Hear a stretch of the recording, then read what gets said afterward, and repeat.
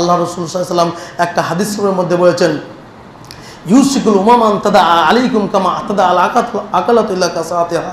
আল্লাহ রাসূল সাল্লাল্লাহু আলাইহি ওয়াসাল্লাম বলছেন, এমন একটা সময় আসবে, এমন একটা টাইম আসবে, এমন একটা কাল আসবে যখন মুসলমানদেরকে নিয়ে মানুষ ফুটবলের মতন খেলবে। আমরা ফুটবল খেলা দেখতে যাই, দেখতে পাই একটা বলকে নিয়ে 14টা মানুষ, 22টা মানুষ, আপনার 18টা মানুষ এক প্রান্ত থেকে আরেক প্রান্ত মেরে দিল, আপনার পাঠিয়ে দিল, যে একটা বলের অবস্থা কি, অবস্থা যে কীরকম হয় আপনার সেই বলটা বুঝতে পারে।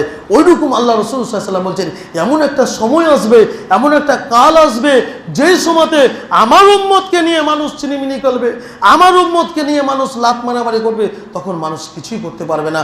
সাহাবীরা জিজ্ঞাসা করেন, হে আল্লাহ রাসূল বাল আনতুম কাসীর, তখন কি মুসলমানেরা কম থাকবে, তখন কি মুসলমানেরা সংক্ষিপ্ত থাকবে, তখন কি মুসলমানের সঙ্গে কম হবে?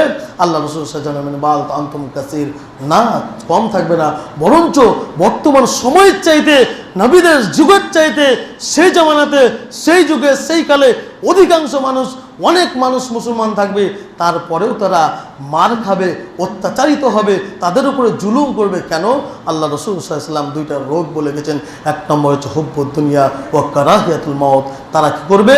সেই যুগের মুসলমানেরা, সেই কালের মুসলমানেরা, সেই সময়ের মুসলমানেরা এই দুনিয়াটাকে বেশি ভালোবাসবে, এই দুনিয়াটাকে বেশি প্রাধান্য দিয়ে আখিরাতকে প্রাধান্য দেবে না, তারা কোরআনকে প্রাধান্য দেবে না, তারা হাদিসকে প্রাধান্য দেবে না, এই দুনিয়াটাকে বেশি প্রাধান্য দেবে। ও কারাহিয়াতুল মাউত, এবং মৃত্যুকে মানুষ যখন ভয় করবে, মুসলমানেরা যেদিন মৃত্যুকে ভয় করবে, সেদিন জেনে নেবে মুসলমানদের ক্ষতি অতি নিকটে চলে এসেছে।